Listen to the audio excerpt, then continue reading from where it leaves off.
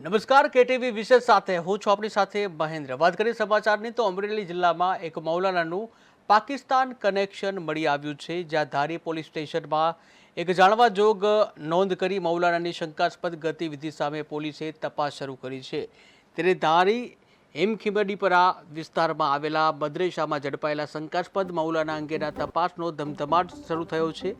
ત્યારે મૌલાનાના Mohammad Fazal Abdul Aziz શેખના મૂળ રહેઠાણ અંગે કોઈ પુરાવા મળ્યા નથી, પરંતુ તેના મોબાઈલમાંથી પાકિસ્તાન અને અફઘાનિસ્તાનના સોશિયલ મીડિયા ગ્રુપ મળી આવ્યા છે। મળતી માહિતી અનુસાર અમરેલીના મદરેસામાં મૌલાનાનું પાકિસ્તાન કનેક્શનનો મુદ્દો ગરમાયો છે। ત્યારે મૌલવી મોહમ્મદ ફઝલ શેખને એટીએસ અમદાવાદ દ્વારા તપાસ માટે ખસેડવામાં આવ્યો છે।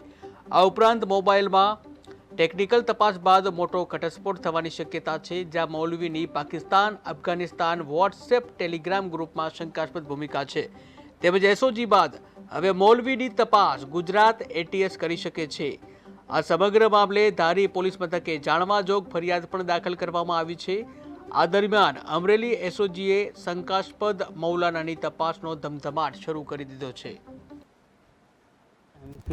વિસ્તારમાં છે એક મૌલાના ફોનની તપાસ કરતા એમના ફોનમાં અને પાકિસ્તાનમાં રહેલા વોટ્સઅપના ગ્રુપો છે, એમનામાં એ જોડાયેલા છે, એવા એમનો ફોન મળી આવેલા છે। એમની જોડે જ્યારે એમને પહેલાં પૂછપરછ કરવામાં આવી હતી, ત્યારે આધાર કાર્ડ સિવાય એમની પાસે કોઈ આઈડેન્ટિટી અથવા સિટીઝનશીપના પ્રૂફ નહોતા, જે અત્યારના જોતા એમની પાસેથી એમના પાસપોર્ટ અને એક બીજા ડોક્યુમેન્ટ છે મળેલા છે, જેમની ખરાઈ પણ અત્યારના ચાલુ છે। વોટ્સઅપ ગ્રુપોમાં એ બીજા જે પાકિસ્તાન અને અફઘાનિસ્તાનના છે વોટ્સઅપ ગ્રુપોમાં જોડાયેલા છે, એમની પણ માહિતી મંગાવવામાં આવે।